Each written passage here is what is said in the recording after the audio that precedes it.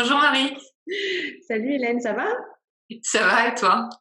Ben ouais, on fait avec, hein. Le beau temps est arrivé, donc on en profite un petit peu quand même qu'avant. Prolongation du confinement, donc on reprend les bonnes habitudes et et la routine. Peut-être pour recibler à ceux qui nous écoutent, c'est une idée qu'on avait depuis pas mal de temps, c'était de partager avec vous notre organisation en termes de courses et de menus.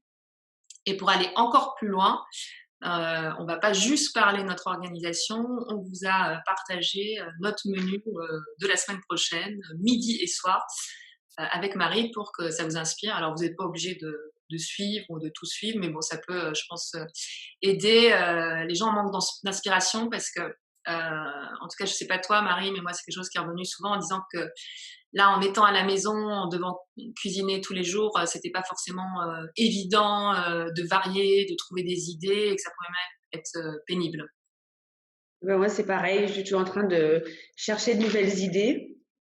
Et puis, du coup, moi, je fais un peu de demande aux enfants aussi de quoi ils ont envie de manger. Donc, j'évite toujours, toujours des pâtes et du riz pour changer un peu. Mais, donc, je sais, ouais, je sais pas, tu cherches où, toi, tes idées de recettes? Alors moi, enfin, dès que je rentre en France, je garde, on a toujours des magazines, je sais pas, Maxi Cuisine. Je suis une fan de Marmiton, le magazine et le site. Et enfin, quand je vois quelque chose qui me plaît, enfin, j'ai des choses en papier et en fait, je suis abonnée à quand même pas mal de newsletters et de sites. Et c'est comme ça en fait que je vais chercher mon inspiration. Enfin, c'est quand même pas mal en ligne. Et puis, bah voilà, bah là je suis en France, ma mère elle a plein de magazines de cuisine, donc tu vois, je me fais plaisir, je regarde et je me laisse inspirer. Donc c'est comme ça. Et puis bien entendu, enfin, j'essaie aussi d'être en phase avec les saisons et ce que tu vas trouver dans les magasins. Moi, c'est pareil. Moi, donc moi, je demande aux enfants quand même, parce que comme les enfants, moi, ils sont plus grands, ils ont un peu d'envie, des fois un peu exceptionnelle, mais c'est bon, c'est sympa parce que des fois, c'est vraiment des repas asiatiques ou indiens. Nous ici, bah, quand tu vas revenir, c'est pareil, il y a les petits magasins bio ou les petits magasins, ils ont toujours des magazines, c'est pareil avec des idées de recettes. Donc, je regarde toujours dedans ou même chez le droguiste. Donc, je pique des adresses, des idées dedans. Et ce que je fais pas mal aussi, c'est en fin de semaine, je regarde ce qui reste dans le frigo et ça me donne des idées. Donc, s'il reste un brocoli, je vais taper sur Internet, Google, recettes avec brocoli et je regarde ce qui sort. Donc, Mmh. pour essayer d'avoir un panel un peu plus assorti de recettes. Et donc ça, c'est l'inspiration. Et après, on va dire au niveau de la planification, qui est un terme que nous aimons beaucoup toutes les deux. Alors, ceux qui ont suivi les ateliers avec nous le savent, on est des fans de la planification hebdomadaire. Et donc, les courses et les menus, ça fonctionne de la même façon. Donc, toi, tu me disais, généralement, ton menu, ta liste de courses, tu fais ça le vendredi, c'est ça? Le vendredi ou le jeudi soir, en fait. Je réfléchis, parce que moi, souvent, je vais faire les courses le vendredi. Donc, je fais ma liste de courses le jeudi soir. Je réfléchis d'abord au menu, en fait, ce qui me reste dans le frigo et de quoi on va manger donc, la semaine prochaine. Et en fonction de ça, en fait, je fais ma liste de courses. Donc, je vérifie ce qui reste dans le frigo pour éviter de racheter 10 kilos de tomates si on en a encore 5 à la maison. Et je regarde aussi les placards pour voir s'il y a des choses comme tout le monde, les pâtes, les riz, la sauce tomate qu'il y a à rajouter. Mais tu poses ton menu, hein, comme moi, enfin sur le papier ou sur un calendrier pour tous les jours savoir ce qui se passe. Enfin, moi, je fais aussi de la même façon, donc je construis mes menus. Après, normalement, j'ai fait mon tour, j'ai une liste avec ce qui reste et donc ce qu'il va falloir enfin, utiliser. Et ensuite, j'ai ma liste à part que je construis bah, avec ce qu'il faut acheter. Là, ce que je trouve intéressant, peut-être, ce que vous partagez avec les gens, donc nous, on essaie d'aller faire juste les courses une fois par semaine. C'est l'idée avec la planification et la liste. Et c'est, enfin, la façon, il y a aussi une façon d'organiser sa liste avant d'aller faire les courses pour être efficace. Donc, je te laisse expliquer. Ben moi, je le visualise, je vais toujours au même supermarché, plus ou moins, donc je visualise toujours le supermarché en sachant, OK, donc quand je rentre dans le supermarché, quels sont les premiers rayons que je trouve. Et je fais ma liste de courses en fonction donc de l'agencement du supermarché. Donc nous, ça commence par les fruits et légumes. Ensuite, c'est sauce tomate, sel, poivre, etc. Et donc c'est comme ça que pour éviter de perdre du temps, courir dans tout le magasin à gauche, à droite, revenir en arrière. Donc c'est comme ça que je fais ma liste de courses. Ouais.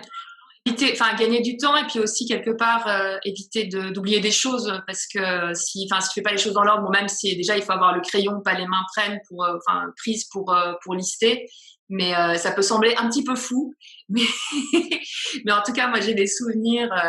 Bon là les grandes surfaces sont pas aussi grandes, mais quand on est en vacances là dans le sud de la France, il y a des énormes supermarchés. Et là, si tu t'organises pas comme ça par rayon, tu peux y passer des heures. Alors en plus, il y a du monde partout. Bon, je sais que c'est pas trop le truc en ce moment, mais voilà.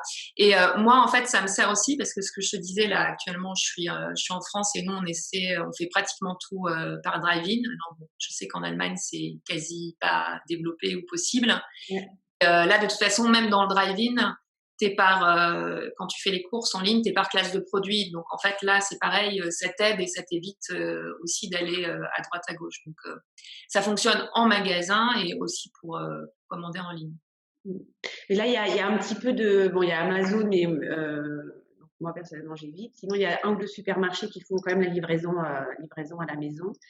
Et puis, ce qu'ils commencent à proposer aussi, c'est que tu fasses ta commande en ligne et tu viens quand même la chercher. Tu as juste à aller la chercher au magasin. Tu as déjà payé avant et tu vas juste la chercher au magasin. Mais ouais, ici, en Allemagne, c'est super limité. En plus, ça dépend vraiment des zones où tu habites. Nous, donc à Munich, ça commence à se développer un peu. Je pense que tu es dans un petit village dans le dans le sud de la Bavière. Je crois que c'est pas possible de se faire livrer à la maison. On verra pas encore, en tout cas. Donc là, on a notre menu. On fait les courses. Ensuite, comment ça se passe? Toi, tu cuisines tous les jours. Il y a des choses que tu cuisines en avance. Enfin, est-ce que tu peux nous expliquer un peu comment se fait l'organisation? Et qui cuisine aussi, surtout? Alors, le midi, donc comme mes enfants, moi, ils sont grands, le midi, c'est les enfants qui cuisinent. Donc, avec l'idée menu, c'est plutôt eux qui font le repas du midi. Donc, ça tourne toujours plus ou moins autour de les mêmes aliments. Et donc, le soir, c'est moi qui fais la cuisine. Ça me permet aussi, pour moi, c'est un moment de détente, en fait. Je me retrouve toute seule dans ma cuisine et comme en ce moment, en fait, on est en train de développer plein de recettes nouvelles on voyage un petit peu à travers les repas, j'en profite pour voyager à travers les épices et les fruits, enfin les légumes qu'on utilise. Mais c'est moi qui fais la cuisine le soir et on fait vraiment, à part une ou deux fois, sinon on fait vraiment du chaud, enfin on cuisine chaud tous les soirs. Ouais. Et Non, chez toi? moi, là, c'est moi qui cuisine, ouais, quasi tout le temps. Mais bon, après, moi, j'adore ça. Donc, comme tu le dis, c'est pas. Enfin, je pourrais très bien déléguer à d'autres personnes, mais moi, c'est vraiment aussi mon moment de détente. Et puis, pour le coup, tu vois, si j'ai une réunion le midi ou quelque chose, bon, bah, là, le menu est prêt, il n'y a plus qu'à faire. Bon, là, c'est vrai que comme on est beaucoup à la maison, je le fais moins, mais moi, ce que je faisais quand même avant, alors sans être vraiment dans le batch cooking, mais c'était de me dire, par exemple, si tu cuis des riz, du riz, des pâtes, enfin des choses qui se conservent, c'est de faire plus large. Pour le coup, tu es une base et après, en fonction des plats, ça mine de rien, ça prend du temps, bah, tu peux le retravailler. Et puis ce que j'essaie de faire, c'est notamment le soir, bon, parce que nous, là, on est vraiment tous ensemble. Enfin, le soir, même, tu me diras les autres jours aussi. C'est des fois d'avoir des plats. Donc, par exemple, là, tu verras dans le menu que j'ai préparé, il y a un cake ou il y a une terrine. Et ça, c'est des choses, tu peux faire 2 soirées ensemble avec une salade. Bon, alors, moi, je fais pas d'un jour sur l'autre, tu vois, je fais un jour et puis 2 jours plus tard, à la rigueur, je refais ça ou je remixe. Et là, ce que j'ai fait aussi, c'est quelque chose que je fais aussi assez régulièrement, c'est j'avais mis, je sais plus, un poulet rôti Et en fait, bah, nous, on le mange jamais en entier. Et en fait, avec les blancs, tu vois, après, tu peux les réutiliser. Alors, je sais plus, il y a 2 semaines, j'avais fait un risotto avec. Là, je crois que j'ai mis une espèce des mini quiches, etc. Et donc, c'est aussi un peu de remanier des fois les ingrédients. Et ça t'évite comme ça de devoir à chaque fois recuisiner tout de A à Z. Ouais, le problème, c'est que chez nous, on est 5 et j'ai trois ados qui mangent énormément. Donc, j'ai pas beaucoup de reste.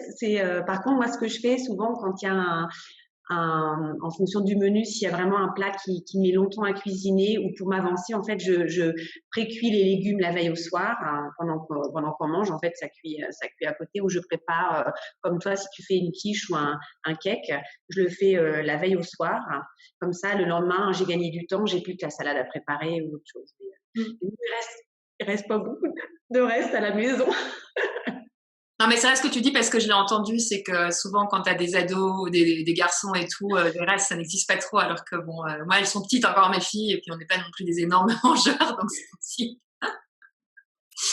Donc, là, ce qu'on a fait pour vous, donc on a chacune mis notre menu de toute la semaine, donc sur lequel vous pouvez piocher des idées. Et alors, il y a des choses assez classiques. Et après, sur un document Word, on a rassemblé les recettes qui nous semblaient sympas. Donc ça, ce sera en accès sur ton site et sur mon site. Bien, ouais. Donc moi, je vais le mettre sur une page blog et je mettrai le lien dans la newsletter là, qui va partir cet après-midi. Donc voilà, ça peut être l'occasion de s'inscrire aussi. Et toi, tu le mets sur ta page blog aussi, c'est ça? Oui, c'est ça. Je mettrai les informations. De toute façon, c'est sur. Si Hélène est plus rapide que moi, vous pouvez trouver les informations sur le, sur le site d'Hélène. Sinon, c'est sur Il y sur a mon quelques trucs à préparer. Nous sommes débordés. Et en plus, il y a un autre petit cadeau bonus, donc une autre fiche qu'on a préparée. Et là, on a appelé Bon Plan, Good Plan. Tu peux nous expliquer, il y a 3 catégories. Alors, j'ai mis 3 catégories. Il y a la catégorie classique, donc ça peut être un classique, un livre, de la musique. J'ai mis un côté ludique, donc tout ce qui est jeu qu'on peut faire, donc ou si on a un jardin ou à l'extérieur ou à l'intérieur. Donc c'est vraiment et l'autre, je regarde, c'est le pratique. Donc, qu'est-ce qui nous aide dans la vie de tous les jours pour rester positif et avancer. Donc, ça peut être pratique. Donc, vous verrez, moi, c'est plutôt spirituel et laissez-vous surprendre par Hélène. C'est quoi son côté pratique? J'ai pas encore réfléchi, donc il faut que je remplisse. Bah écoute Marie, je te remercie. N'hésitez pas à nous laisser un petit commentaire, à nous envoyer un mail si vous avez des idées ou pour nous dire si ça vous plaît ou de quoi vous avez besoin. On arrête là pour aujourd'hui et puis bah, peut-être qu'on se retrouve la semaine prochaine, non? Qui sait? J'espère. Merci Marie. Au revoir Hélène, bon week-end. Week-end à toi aussi.